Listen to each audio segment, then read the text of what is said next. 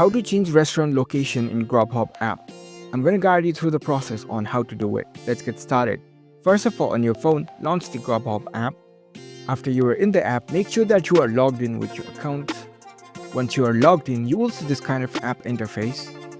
Now, in order to change the restaurant location, you can change the general location in your app. Here in this home screen at the top left corner, you can see your current location. If you tap on this drop down list,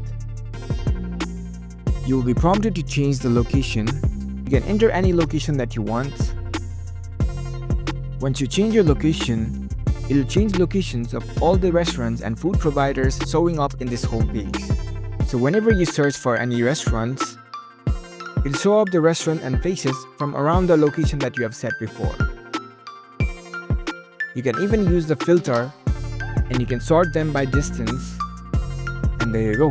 That's how you can easily change the restaurant location in the Grubhub app. If you found this video helpful, don't forget to give this video a thumbs up and subscribe to our channel for more tech tips. Thank you for watching.